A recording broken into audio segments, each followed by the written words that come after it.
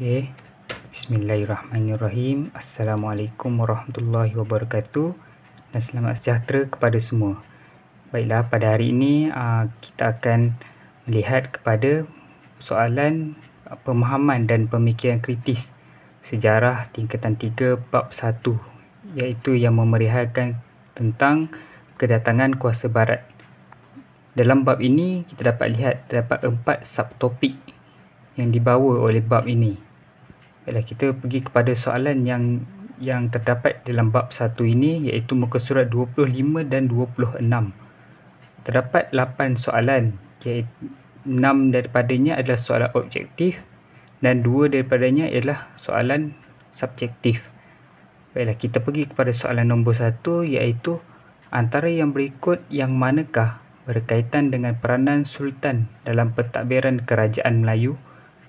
Terdapat 4 pilihan jawapan yang mana setiapnya dia perlu memilih 2 daripadanya, iaitu 1 Roman mengetuai pentadbiran negeri, 2 Roman menjadi lambang kedaulatan, yang ketiga mematuhi perlembagaan, dan yang keempat mengetuai peperangan. Jadi terdapat A, B, C dan D. Jawapannya adalah A, iaitu 1 dan 2, mengetuai pentadbiran negeri dan menjadi lambang kedaulatan.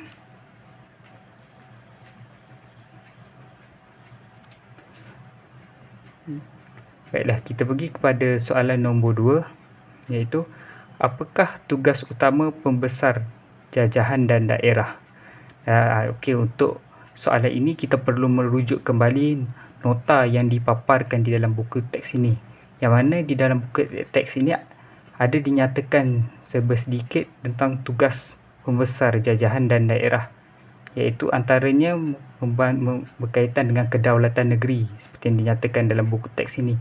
Jadi jawapan untuk nombor 2 adalah B, iaitu mempertahankan kedaulatan negeri. Baiklah, kita pergi kepada soalan nombor 3, iaitu rajah yang berikut berkaitan dengan tugas seorang pembesar dalam masyarakat Melayu. X. Menyampaikan arahan Sultan, menyampaikan arahan pembesar, mengekalkan keamanan kampung. Jadi untuk soalan nombor 3 ini kita boleh lihat dengan jelas, iaitu kata kunci yang dinyatakan ini jelas. Dan kata kunci yang utama kita dapat lihat pada nombor 3, iaitu mengekalkan keamanan kampung. Jadi jawapan untuk nombor 3 adalah D, iaitu penghulu.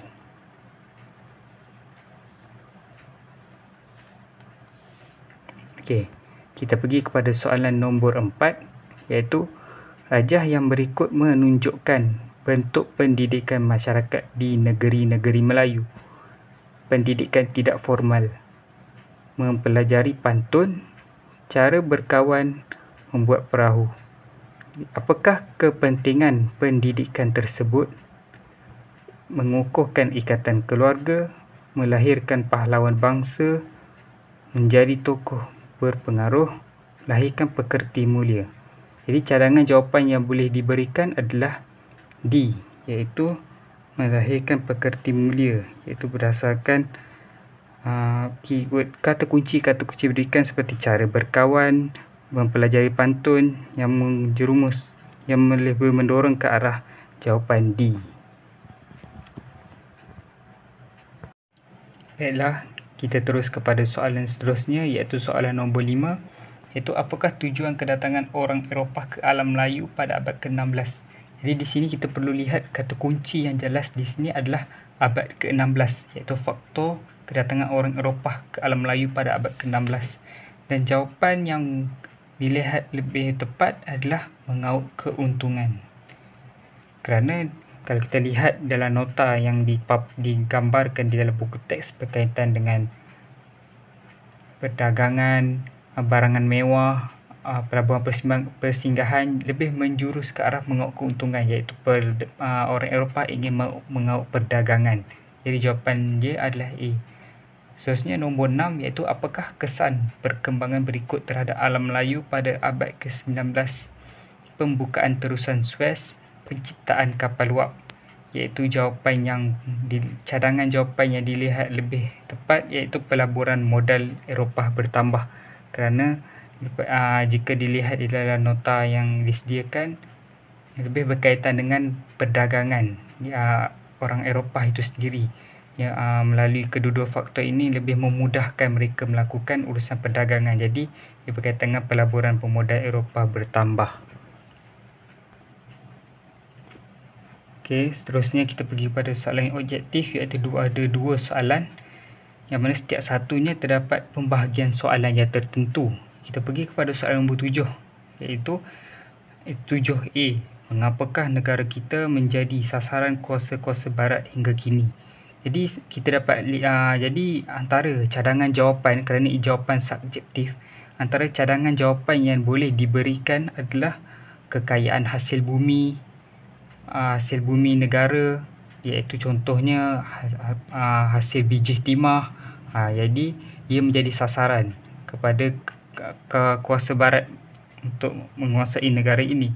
Selain itu juga faktor perdagangan juga boleh, iaitu kedudukan negara kita yang strategik di antara timur dan barat menjadi rebutan kuasa-kuasa barat. Itu antara cadangan jawapan yang boleh diberikan. Seterusnya kita pergi pada 7B. Jelaskan strategi yang digunakan oleh kuasa-kuasa barat untuk menguasai negara kita. Jadi perkara ini telah jelas dinyatakan di dalam salah satu subtopik di dalam bab ini, iaitu antaranya kita boleh menyatakan ialah serangan fizikal, perjanjian, pakatan,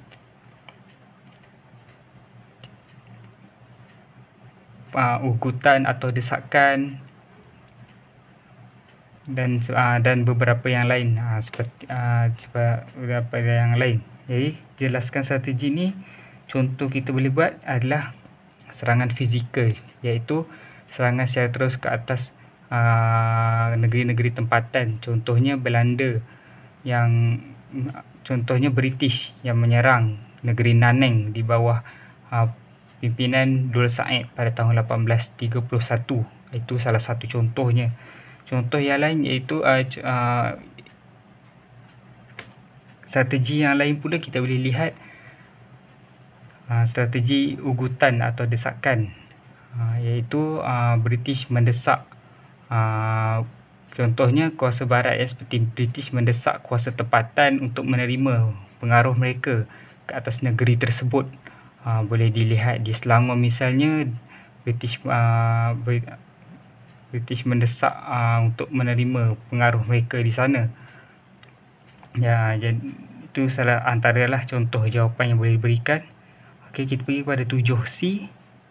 Sejauh manakah strategi yang digunakan oleh kuasa barat untuk menguasai negara kita mencapai kejayaan? Jadi sejauh manakah? Kita boleh lihat, jadi kata kunci kepada soalan ini adalah sejauh manakah strategi yang digunakan itu. Sejauh manakah? Jadi antara kita boleh buat sejauh manakah, iaitu strategi contohnya adalah strategi pakatan. Kita dapat lihat sejauh manakah strategi ini mencapai. Contohnya Belanda yang berpakat dengan negeri Johor pada tahun 1641 untuk berperang menentang Portugis di Melaka. Dan kesannya Belanda berjaya menguasai Melaka. Itu salah satu kejayaan yang dicapai melalui strategi pakatan. Juga serangan secara langsung, serangan fizikal, kejayaan menjadi capai apabila British, contohnya British berjaya menakluki Nanning selepas berjaya mengalahkan Dul Said dalam perang Nanning. Itu salah satu contoh sejauh manakah. Jadi kita dapat lihat Nanning berjaya dikuasai oleh British selepas berlakunya serangan fizikal tersebut. Jadi seterusnya 7D.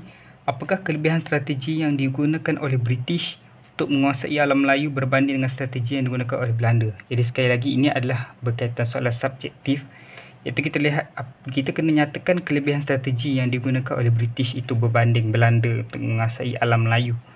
Jadi antara kelebihan dan cadangan jawapan yang boleh diberikan adalah kelebihan yang digunakan adalah British ni dia boleh memanfaatkan situasi konflik yang sedang berlaku di antara negeri-negeri tempatan untuk mereka menguasai. Dan perkara ini tidak terdapat, tidak dilakukan oleh Belanda. Contohnya, kaedah manipulasi yang digunakan oleh British, iaitu British memanipulasi keadaan kekacauan tempatan untuk mereka menguasai negeri tersebut. Contohnya, konflik di antara dua pembesar di Sungai Ujong, Negeri Sembilan, berjaya dimanfaatkan oleh British sehingga mereka berjaya menguasai. Mereka boleh mencampur tangan ke atas kawasan tersebut. Selain itu juga, kaedah lain itu pajakan, iaitu berkaitan dengan penguasaan British ke atas Sabah. Jadi kaedah-kaedah atau strategi ini tidak digunakan oleh Belanda. Jadi maka melalui strategi ini kita dapat lihat British mempunyai kelebihan melalui strategi yang dibawanya untuk menguasai negeri alam Melayu.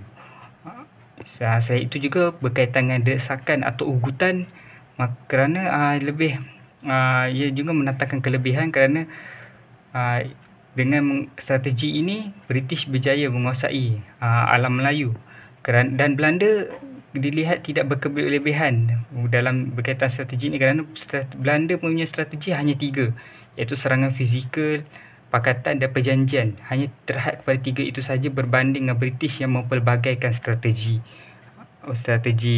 penguasaan mereka. Baik, itu antara cadangan jawapan yang diberikan atau penerangan sedikit. Seterusnya kita pergi kepada soalan subjektif nombor 8, iaitu usaha menentang British oleh penduduk tempatan turut melibatkan penggunaan senjata moden. Okey, terdapat gambar tersebut adalah gambar meriam.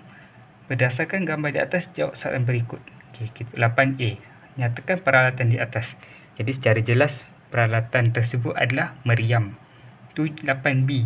Apakah kegunaan peralatan di atas? Jadi kegunaan dia secara umum kita boleh lihat ialah menembak dari jarak yang jauh. Jadi ia memudahkan peperangan itu kerana dia serangan boleh dilakukan secara jarak jauh. Jadi kegunaan adalah peralatan untuk menembak musuh dari jarak yang jauh. Itu cadangan jawapan. Okey, 8C juga adalah soalan suruh kita berfikir sendiri, iaitu perkembangan teknologi mempengaruhi sistem pertahanan negara. Bincangkan. Jadi ini soalan ni dia bebas, kita berdasarkan pendapat kita. Perkembangan teknologi mempengaruhi sistem pertahanan negara, iaitu kita boleh antara cadangan jawapan diberikan adalah